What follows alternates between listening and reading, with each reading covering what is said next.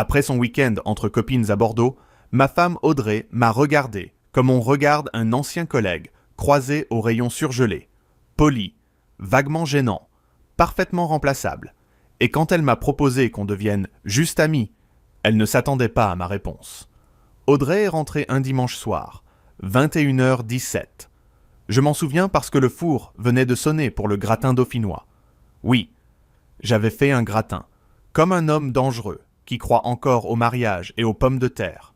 Elle a poussé la porte de notre appartement à Lyon, dans le 6e, avec sa valise cabine, son manteau beige, et cette expression froide qu'on voit parfois chez les agents de la CAF quand il manque une pièce jointe. J'ai souri, j'ai avancé pour l'embrasser. Elle a tourné la joue. Pas franchement, juste assez pour que je comprenne. « Salut », elle a dit, comme si j'étais le voisin du dessus, venu réclamer le code du Wi-Fi. « Ça va, le trajet. » Fatigant. Puis elle a posé sa valise dans l'entrée, sans me regarder. Son téléphone déjà dans la main. Pouce rapide, yeux brillants, sourire minuscule. Pas pour moi. Évidemment, le gratin aurait pu prendre feu.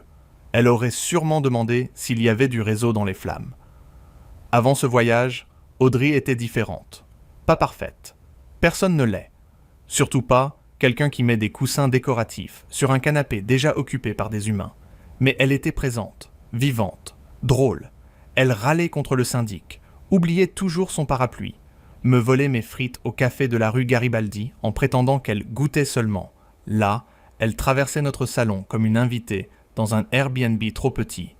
J'ai mangé dans le train, a-t-elle lancé en voyant la table dressée, 2 verres, bougies, serviettes pliées, parce que parfois je suis ridicule avec méthode. Ah, j'ai répondu, le TER sert du gratin maintenant, où tu as évolué vers une alimentation purement composée de secrets. Elle a levé les yeux. Ne commence pas. Très bien. Ne commençons pas. J'ai rangé les assiettes. Elle est partie sous la douche avec son téléphone. Détail charmant. Parce qu'on sait tous que l'eau chaude améliore la confidentialité. Cette nuit-là, elle s'est couchée au bord du lit. Dos tourné. Parfum différent. Pas le sien. Plus boisé. Plus cher. Je n'ai rien dit. J'ai dormi peu. Mais je n'ai pas supplié l'oreiller non plus. Le lendemain, même cinéma. Café avalé debout. Regard fuyant. Message WhatsApp qui arrivait en rafale. Elle souriait à l'écran, puis redevenait glaciale dès que je bougeais. Une alternance digne de la météo bretonne. Le mardi, elle a oublié notre rendez-vous chez la mutuelle. Le mercredi, elle a annulé notre dîner chez ma sœur Claire. Trop de boulot. Sauf qu'Audrey travaille dans une agence de communication, pas dans une centrale nucléaire. Et à 22h46, elle était encore maquillée, en robe noire, en train de chercher ses boucles d'oreilles dorées. « Tu sors. Je vais boire un verre avec Manon. » Manon, sa meilleure amie, celle qui répond toujours en vocal de 4 minutes pour dire « OK ». J'ai hoché la tête. Embrasse Manon pour moi, ou envoie-lui un formulaire CERFA, comme tu préfères. Elle n'a pas ri. Autrefois, elle aurait ri. Ou elle m'aurait traité d'idiot avec tendresse. Là, rien. Juste cette porte qui se referme. Vendredi, j'ai réservé une table au bouchon des Cordeliers. Pas pour la piéger. Pas encore. Juste pour entendre une phrase entière qui ne finissait pas par « Je suis fatigué ». Elle est arrivée en retard. Manteau ouvert. Téléphone, face contre table. Très mauvais signe. Les gens innocents posent leur téléphone n'importe comment. Les autres le traitent comme un coffre-fort suisse. J'ai attendu qu'on serve le vin. Puis, j'ai dit calmement « Audrey, tu es revenue de Bordeaux, comme si tu avais laissé ton mariage, dans la consigne de la gare Saint-Jean. » Elle a blêmi, 1 seconde seulement. « Tu exagères. » »« Non, j'observe, c'est moins romantique, mais souvent plus utile. » Elle a pris une gorgée d'eau. Pas de vin. Ses doigts tremblaient à peine. « Je crois que je ne veux plus être mariée. » Voilà. La phrase est tombée entre le pain et le couteau à beurre. Propre, froide, presque administrative. J'ai senti quelque chose se fermer en moi. Pas exploser. Fermé. Comme un guichet à 16h29. D'accord. J'ai dit. Elle a cligné des yeux. Pardon. J'ai dit d'accord. Tu ne veux pas discuter. On discute. Tu viens de m'annoncer que tu ne veux plus être ma femme. Je respecte l'information. Elle m'a fixé, perdu, comme si elle avait préparé mes larmes, mes questions, peut-être une scène, et que je venais de lui rendre le mauvais script. Je pensais qu'on pourrait rester proches, a-t-elle murmuré. Des amis. J'ai posé ma serviette sur la table. Très bien, Audrey, soyons amis. Et c'est là que son visage s'est fissuré. Pas de tristesse. Non, de panique. Parce qu'elle venait de comprendre que je ne courais pas derrière elle, et qu'un homme qui ne court pas commence parfois à regarder autour de lui, soigneusement, froidement, avec une patience très française, celle qu'on apprend dans les files d'attente chez le notaire. En rentrant du restaurant, Audrey s'est assise dans le taxi, comme si nous revenions d'une réunion de copropriété un peu pénible. Pas d'un dîner où elle venait de déposer notre mariage sur la table entre une carafe d'eau et une corbeille de pain.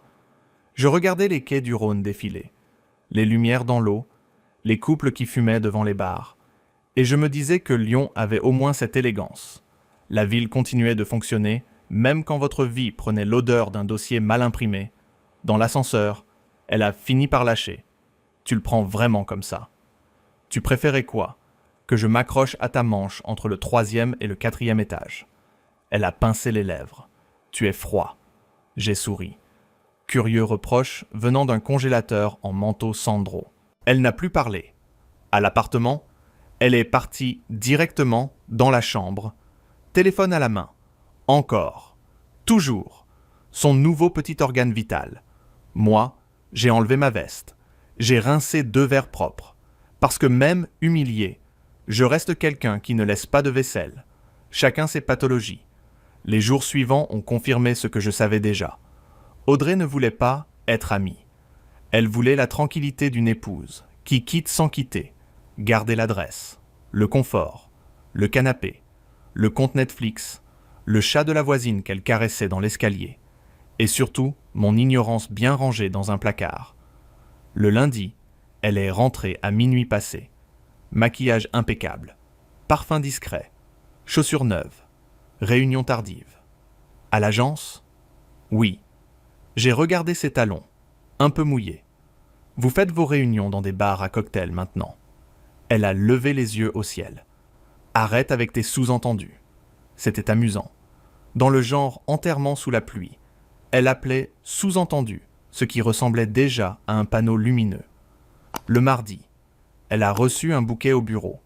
Je l'ai appris parce que Manon m'a envoyé par erreur une photo sur WhatsApp. Audrey entourée de pivoine rose, sourire grand ouvert, légende, il assure quand même. Puis, 3 secondes après, message supprimé. Dommage. Les captures d'écran, elles, ne sont pas romantiques. Elles sont efficaces. J'ai répondu à Manon. Très joli bouquet. Elle n'a jamais répondu. Le soir, Audrey m'a annoncé qu'elle dînait encore dehors.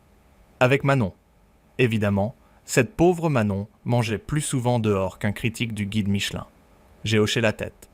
Amuse-toi bien. Elle m'a observé, méfiante. Tu ne demandes pas où? Les amis ne contrôlent pas leurs amis. J'ai vu son visage se raidir.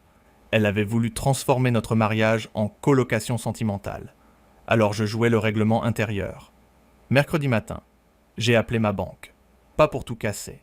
Pas encore, pour comprendre, rendez-vous pris avec Madame Perrin, conseillère au Crédit Agricole, de la part Dieu. Voix douce, efficacité de scalpel. Vous souhaitez faire un point sur les comptes joints. Disons que je souhaite éviter les surprises créatives. Elle a toussé pour cacher un rire. Vendredi, j'ai consulté les relevés, abonnement à une salle de sport inconnue, 2 restaurants à Paris, pendant son fameux week-end à Bordeaux. Un hôtel près de Montparnasse, réglé avec sa carte personnelle, mais à compte visible sur notre compte joint. Erreur de débutante ou arrogance de personne, persuadée que le conjoint dort debout. J'ai noté date, montant, lieu, sans commentaire. Les commentaires viendraient plus tard, avec papier, agrafe et éventuellement une belle chemise cartonnée. Le samedi, le hasard m'a offert mieux qu'un relevé.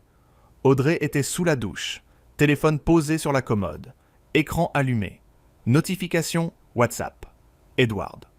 Tu me manques déjà. Hier au Sofitel, c'était trop court. Je suis resté immobile. Pas choqué. Pas vraiment. C'est terrible.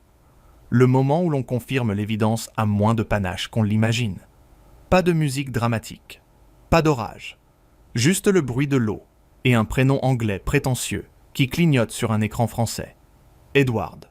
Bien sûr, pas Edouard, comme un homme normal qui paie sa taxe foncière. Non. Edward. J'ai pris une photo de l'écran avec mon téléphone, sans toucher au sien. Puis, je suis sorti de la chambre, dans la cuisine. J'ai respiré lentement. J'ai ouvert le tiroir où l'on gardait les factures. J'ai pris un carnet noir que j'utilisais pour mes rendez-vous clients et j'ai écrit le prénom, l'heure, le message exact. Audrey est sortie 10 minutes plus tard, en peignoir, cheveux mouillés, visage neutre. Tu as vu mon chargeur? Non. Elle a récupéré son téléphone, l'a regardé, puis m'a regardé moi. Une microseconde de calcul. Ça va. Très bien. Elle a souri faiblement, rassurée par mon calme. La pauvre. Elle confondait silence et naïveté. Le soir même, pendant qu'elle prétendait dormir, j'ai entendu son souffle régulier, son téléphone sur la table de nuit, code changé depuis Bordeaux. Mais Audrey avait une faiblesse admirable. Elle utilisait toujours les dates qui l'arrangeaient. Son anniversaire, celui de sa mère, notre ancien code d'immeuble, au 3e essai. L'écran s'est ouvert, et avec lui, une petite galerie très ordonnée de mensonges, des messages, des adresses, des captures de réservation, des « je vais lui dire bientôt », des « il n'a rien vu ». J'ai tout photographié avec méthode. Pas de rage, pas de tremblement, juste l'application froide d'un homme qui vient de passer du rôle de mari à celui d'archiviste. Puis je suis tombé sur une phrase d'Edward qui m'a fait sourire. « Quand tu seras libre, on verra pour nous. » Magnifique. Le courage en option. Livraison retardée. J'ai reposé le téléphone exactement à sa place. Je suis allé dans le salon et à 2h13 du matin, j'ai envoyé un message à James Morel, avocat en droit de la famille, ancien camarade de fac, homme charmant, costume triste, esprit dangereux. Besoin de te voir lundi. Divorce probable. Adultère certain. Discrétion nécessaire. Sa réponse est arrivée à 2h18. Ne fais rien de visible. Garde tout. Souris normalement. J'ai regardé la porte de la chambre, derrière laquelle Audrey dormait avec ses secrets mal verrouillés, et j'ai compris que la partie venait seulement de commencer. Le lundi matin, j'ai retrouvé James dans un café près du palais de justice, rue Servien, un endroit avec des tables trop petites, du café trop cher, et cette ambiance lyonnaise très particulière, mi-professionnelle, mi-jugement silencieux sur la coupe de votre manteau. James est arrivé avec son éternel dossier en cuir, cheveux poivre et sel, regard de notaire qui aurait appris à sourire pour rassurer les victimes. Tu as l'air calme. Je suis marié à une femme qui me propose l'amitié, pendant qu'un certain Edward réserve des hôtels. Je découvre des ressources intérieures. Il a soupiré. Pas de scène, pas de menace, pas de message à l'autre homme. Tu documentes, tu sécurises, tu anticipes. Il a feuilleté les photos que j'avais imprimées. Oui, imprimées, parce que le papier a une gravité que les captures d'écran n'ont pas. C'est exploitable, mais on reste propre. Tu ne fouilles plus comme un adolescent jaloux. Tu notes ce qui arrive sous tes yeux. Relevés, dépenses communes, déplacements, témoins, et surtout tu protèges tes finances. Romantique programme. Le divorce est rarement sponsorisé par les violons. Il m'a donné une liste. Banque, assurance habitation, mutuelle, abonnement, EDF, inventaire des meubles, estimation de l'appartement, rendez-vous notaire ci-vente. J'ai payé les cafés, même le sien, car je suis un homme élégant dans la défaite provisoire. En sortant, j'ai vu un message d'Audrey. Tu manges à la maison ce soir. Première fois depuis des semaines qu'elle s'intéressait à mon estomac. Curieux, j'ai répondu « Oui ». Elle préparait des pâtes au pesto quand je suis rentré, ce qui chez Audrey signifiait soit culpabilité, soit invasion imminente de sa mère. On devrait peut-être parler, a-t-elle dit, avec plaisir. Elle a tourné la cuillère dans la casserole. Je ne veux pas qu'on devienne ennemis. Moi non plus. Les ennemis demandent trop d'organisation. Elle m'a observé, cherchant une fissure, une colère, une porte pour revenir contrôler le récit. Je lui ai offert mon meilleur visage neutre, celui que j'utilise quand le syndic annonce encore des travaux d'ascenseur. Après le dîner, elle est partie prendre l'air. Robe verte, parfum boisé, téléphone chargé à 100%. L'air, décidément, avait un prénom. Le lendemain, je suis passé à la banque. Madame Perrin m'a reçu derrière une plante en plastique et une pile de brochures sur l'épargne responsable. Nous pouvons réduire le plafond du compte joint, créer un compte personnel, modifier les prélèvements. Elle parlait doucement, mais chaque phrase était une petite serrure qui se fermait.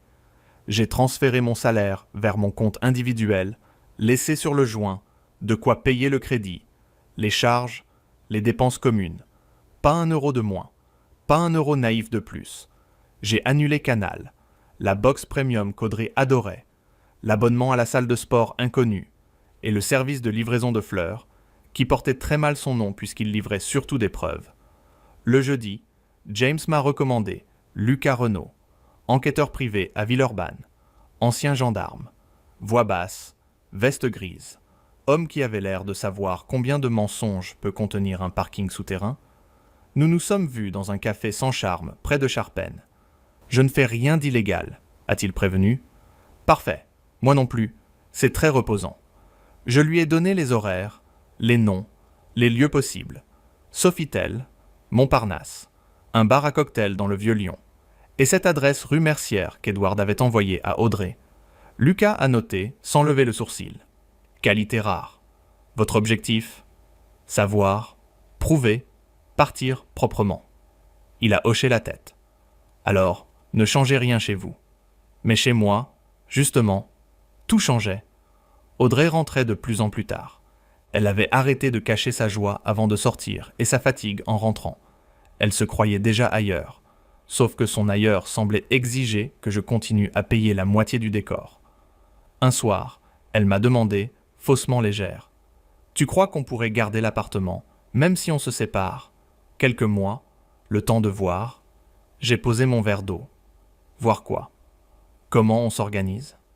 Bien sûr, on pourrait aussi créer une association, loi 1901, pour préserver ton confort sentimental. Elle a fermé son visage. Tu es devenu méchant. Non, précis. Le premier rapport de Lucas est arrivé 3 jours plus tard. Enveloppe brune, photo nette, Audrey et Edward devant un hôtel près de Perrache. Audrey et Edward au café des négociants. Audrey et Edward main dans la main dans une rue où elle m'avait juré n'avoir jamais mis les pieds. La dernière photo m'a arrêté. Pas à cause d'eux. À cause d'une femme blonde assise 2 tables plus loin.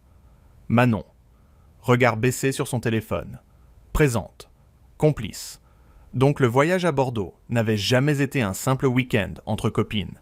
C'était une couverture avec option témoin silencieux. J'ai appelé James. On a Manon dans le décor. Il a répondu. Alors le décor commence à parler. Le lendemain, j'ai reçu un message de Manon, justement. On peut se voir. Il y a des choses que tu dois savoir. J'ai fixé l'écran, surpris malgré moi. Puis un second message est arrivé. Mais surtout, ne dis pas à Audrey que je t'ai écrit. Manon m'a donné rendez-vous au Café de la Cloche, place Bellecour, à 8h15, l'heure des gens honnêtes et des menteurs qui veulent se racheter avant le 2e expresso. Elle était déjà là quand je suis arrivé. Manteau camel, yeux gonflés, téléphone retourné sur la table, comme si lui aussi avait honte. « Merci d'être venu », a-t-elle dit.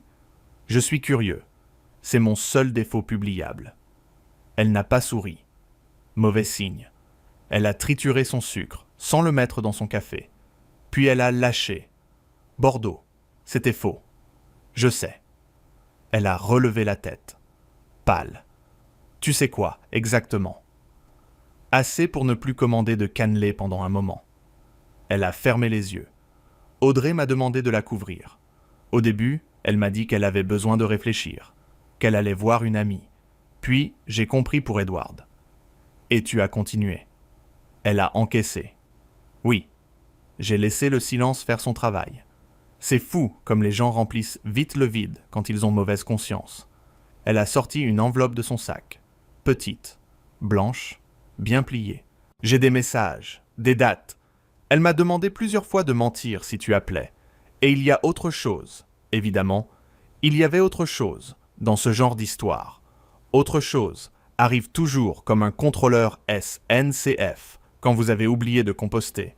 Edward n'est pas amoureux d'elle, a-t-elle dit. Je n'avais pas misé mon livret A dessus. Il lui a fait croire qu'il allait quitter sa compagne, mais il vit avec quelqu'un, une femme enceinte. Je suis resté immobile, pas par compassion pour Edward. Il ne méritait même pas un soupir fiscal, mais parce que l'ampleur du ridicule devenait presque architecturale. Audrey avait dynamité notre mariage pour un homme qui jouait plusieurs scènes à la fois, sans même apprendre son texte. Manon a ajouté, plus bas, « Audrey voulait te pousser à demander la séparation, pour dire ensuite que tu l'avais abandonné. » Là, j'ai reposé ma tasse, doucement. Pourquoi me dire ça maintenant? Elle a avalé sa salive. Parce qu'elle parle de te faire passer pour instable, jaloux, agressif verbalement. Elle veut préparer les gens. J'ai souri sans chaleur. Courageux, de sa part, elle sous-traite même la trahison à la communication. Manon m'a tendu l'enveloppe. Captures imprimées. Vocaux retranscrits. Planning du faux week-end. Billets de train Lyon-Paris et non Lyon-Bordeaux. Réservation d'un hôtel à Montparnasse au nom d'Edward. Et une phrase d'Audrey qui valait son pesant de maroilles. S'il me quitte officiellement, je garde l'appart quelques mois et je gagne du temps. Charmant, j'ai remercié Manon, pas chaleureusement. Il ne fallait pas exagérer. Mais correctement, elle a murmuré. Je suis désolé. Garde tes excuses pour toi. Elles te serviront peut-être à dormir. Puis, je suis parti voir James. Il a lu les pièces, a levé un sourcil. Émotion maximale chez lui. Elle prépare une narration. Alors, on va préparer des documents. Pendant les 2 semaines suivantes, ma vie est devenue une administration parallèle. Estimation de l'appartement par 2 agences. Inventaire des meubles avec photo. Rendez-vous chez le notaire pour comprendre la vente. Séparation propre des prélèvements. Sauvegarde des factures. Lucas continuait de transmettre des rapports. Edward et Audrey au restaurant. Edward et Audrey dans un parking. Edward annulant 2 rendez-vous à la dernière minute. Audrey l'attendant seule, devant un bar sous la pluie. Image presque triste. Presque. Mais j'avais dépassé le stade où la pitié confond les responsabilités. À la maison, Audrey devenait nerveuse. Mon calme l'irritait. Elle testait des phrases comme on teste une alarme. « Tu sors beaucoup en ce moment ?»« Rendez-vous. » Avec qui ? Des adultes. Elle n'aimait pas ça. Elle voulait être la seule à avoir des secrets. Monopole fragile. Un vendredi. Elle a fouillé mon bureau. Mal. J'avais laissé exprès un vieux dossier de mutuelle sur le dessus. Elle l'a remis à l'envers. Amateurisme touchant. Le soir même, elle m'a demandé si je cachais quelque chose. Oui, ai-je répondu. Elle s'est figée. Quoi ? Une fatigue immense devant les conversations inutiles. Elle a quitté la pièce, furieuse, mais inquiète. Le lendemain, James m'a appelé. On est prêt. Tu peux lui présenter les choses.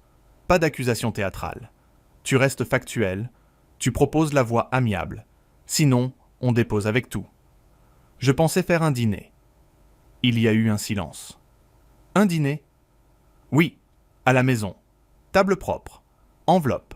Vin correct. Fin civilisé. Tu es un malade très organisé. Merci. Je préfère méticuleux. J'ai choisi un jeudi soir. Audrey avait annulé Edward. Ou Edward l'avait annulé. Détail savoureux. J'ai acheté du saumon, des haricots verts, une tarte citron de la boulangerie du coin. Parce qu'on peut mettre fin à un mariage sans rater le dessert. À 20h04, elle est arrivée, surprise de voir la table dressée. On fête quelque chose. À notre manière, elle a retiré son manteau lentement, méfiante. Je lui ai servi de l'eau. Pas de vin, il fallait des esprits clairs pour les catastrophes administratives. Nous avons mangé presque normalement. Elle parlait de son agence, d'un client pénible, du métro B encore en panne. Puis j'ai posé l'enveloppe brune entre nous, bien centrée. Audrey, dedans il y a la requête de divorce, les estimations de l'appartement, les relevés bancaires et quelques documents sur Edward. Son visage s'est vidé, vraiment vidé. Qu'est-ce que tu racontes ? J'ai poussé l'enveloppe vers elle. Ouvre. Elle n'a pas bougé. Alors j'ai ajouté, très calmement, ou je le fais pour toi, comme pour le reste de notre mariage. Audrey a ouvert l'enveloppe comme on ouvre une lettre du fisc, avec l'espoir absurde qu'en allant lentement, le montant change. Elle a sorti les premières pages. Ses yeux ont sauté d'une ligne à l'autre. Divorce, compte joint, estimation, Lucas Renault, photo, date, hôtel, restaurant, Edward, encore Edward, toujours Edward. Ce prénom commençait à fatiguer même le papier. Tu m'as fait suivre, a-t-elle soufflé. Non, Audrey, j'ai fait suivre la vérité. Elle avait simplement ton adresse. Elle a blêmi. Puis le grand numéro a commencé. Acte 1, le déni. Ce n'est pas ce que tu crois. C'est pratique. Parce que je ne crois rien, je lis. Acte 2, la minimisation. Ça ne voulait rien dire. J'ai regardé les photos étalées sur la table. Alors tu as consacré beaucoup d'énergie à quelque chose de muet. Acte 3. Les larmes, propres, rapides, presque professionnelles. Je me suis perdu. Non, tu as pris des billets, réservé des hôtels, demandé à Manon de mentir, préparé une version où j'étais le mari jaloux. Ce n'est pas se perdre, c'est utiliser Google Maps. Elle a posé sa main sur la mienne. J'ai retiré la mienne sans brutalité, mais sans hésiter. On peut réparer, a-t-elle dit. Cette phrase, enfin, celle qu'elle avait gardée au fond du sac pour le moment où Edward ne répondrait plus. On ne répare pas une maison pendant que quelqu'un vend les tuiles. Elle a pleuré plus fort. Je t'aime. J'ai presque souri, tristement. Tu aimais surtout que je ne sache pas. Puis, je lui ai expliqué la suite. Voix amiable, vente de l'appartement, partage des comptes, inventaire des meubles, chacun son avocat si elle le souhaitait. Aucune scène devant nos familles, aucune guerre de voisinage, juste des signatures, du silence, et la dignité minimum qu'on exige même d'un colis Chronopost. Elle a essayé de gagner du temps, évidemment. Je dois parler à Edward. Mauvaise idée. Magnifique timing. Elle l'a appelé devant moi. Haut-parleur. Non, mais son visage suffisait. 3 sonneries. Messagerie. Un message WhatsApp. Lu. Pas de réponse. Un deuxième. Puis le vide. Edward avait cette bravoure moderne des hommes qui disparaissent dès que le mot « conséquence » entre dans la pièce. 2 jours plus tard, j'ai appris par Manon qu'il avait bloqué Audrey et qu'il restait avec sa compagne. Grande surprise, le capitaine quittait le pédalo. Le divorce a commencé, sans éclat. James a fait son travail. Précis, sec, presque poétique pour un homme qui facture au quart d'heure. Audrey a tenté une dernière version auprès de nos amis. On s'est éloigné. Manon, pour une fois utile, a répondu « Non, tu l'as trahi ?» Cela a suffi. Les gens n'ont pas besoin de tout savoir, seulement de comprendre qui ment en transpirant. L'appartement a été vendu à un couple de profs de Villeurbanne. Ils ont trouvé le parquet charmant. Moi, je le trouvais surtout chargé de fantômes mal chaussés. Chez le notaire, Audrey portait le manteau beige du retour de Bordeaux. Ironie gratuite fournie par la vie, elle a signé, main tremblante, puis m'a regardé. « Tu ne regrettes rien ?»« Si, ai-je dit, d'avoir cru que le silence était une période difficile, alors que c'était déjà une sortie de secours. » Elle a baissé les yeux. Je n'ai pas ajouté de cruauté. Le dossier en contenait assez, quelques semaines plus tard. J'ai emménagé dans un 2 pièces à Croix-Rousse, 4e étage sans ascenseur. Vue sur les toits, voisin qui joue du piano trop tôt. Boulangerie en bas avec des croissants honnêtes, pas extraordinaires, honnêtes, ce qui me convenait très bien. J'ai acheté 2 assiettes, une plante increvable et un canapé sans coussin décoratif. Luxe absolu. Un soir, Audrey m'a envoyé un message. « Tu me manques. » Je l'ai lu en sortant du métro. Station Hénon, pluie fine, sac de course à la main. Vie simple, vie propre. J'ai répondu « Prends soin de toi ». Puis, j'ai archivé la conversation. Pas bloqué, pas insulté, archivé. C'est plus élégant et surtout plus définitif. En rentrant, j'ai posé mes clés sur la petite console de l'entrée. J'ai ouvert la fenêtre. Lyon sentait la pierre mouillée et le pain chaud. J'étais seul. Oui, mais pas abandonné. Il y a une différence énorme. Audrey voulait que je me batte pour rester dans une histoire déjà vendue à quelqu'un d'autre. J'ai préféré signer la sortie, récupérer mon nom, mon argent, mes matins, et marcher devant, sans bruit, sans drame, sans me retourner, parce que à la fin, le contraire de l'amour, ce n'est pas la haine, c'est le moment très calme où l'on comprend que la porte est ouverte, et qu'on n'a plus aucune raison de rester. Right now. Hi everyone, there's a little dog down there. What was I going to tell you all during this break? I just thought then about something I wanted to say. Good song. Oh, I know what Michael, guys, Michael has fucking done it again. Michael has done it again with the edits. Wait, let me just...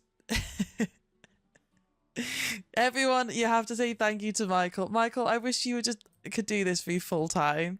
You make my streams so much funnier. Your face was so serious. I wonder what's up here. Oh, risk it.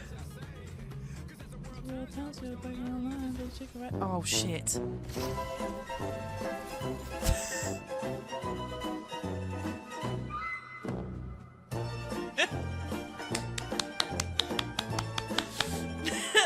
The quick cuts to the music is really good.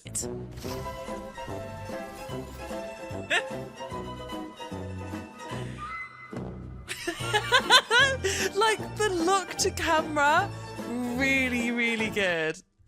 AMD sponsored. Thanks so much to MWI for sponsoring that. MWI. Really good. Thank you, Michael. How do I turn that into a reel though? How do I make that portrait? Really, really good work. Thank you so much. You're a hero. Oh, that's just the video playing again.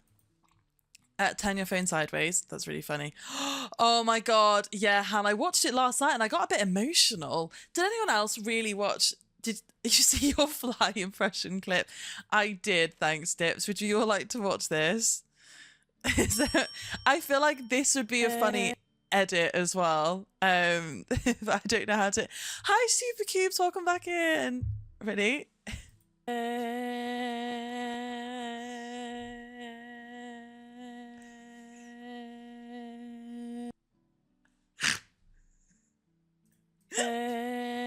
I'm singing along to Lovely Day by Bill Withers. A lovely day. It sounds like a fly. I said it sounded like a blue ball stuck in my room. There were some funny clips. There was another clip from yesterday as well. What's this one? Hang on. I'm concentrating so hard.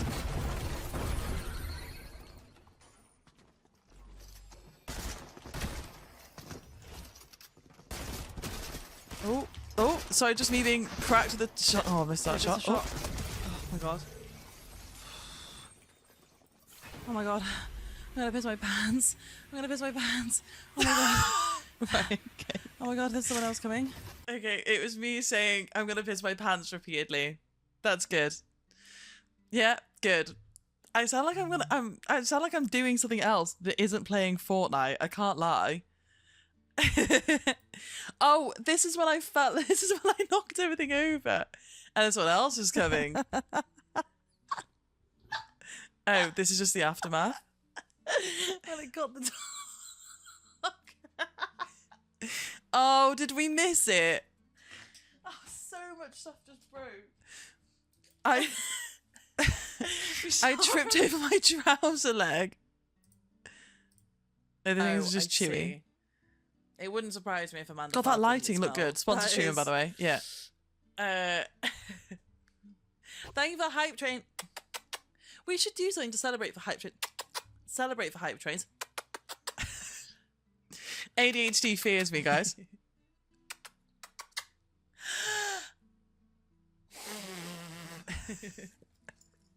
Like, I'm just trying to have a conversation, just kissing the dog. It smelled. That is. God, the lighting looks sick like this, actually, doesn't it? I might sacrifice being blinded. We should do something to celebrate. That spot on his tongue is getting bigger, though. Celebrate for Hype Trains. Good. Me when she. Oh my god, the fucking screen grab. Oh my god, I look so He is rough. Oh my so god, that was the day tall. I kept He's crying taller on than- stream. So I took all my eye makeup. I took all my skin makeup off. You can really tell my fucking eye bags.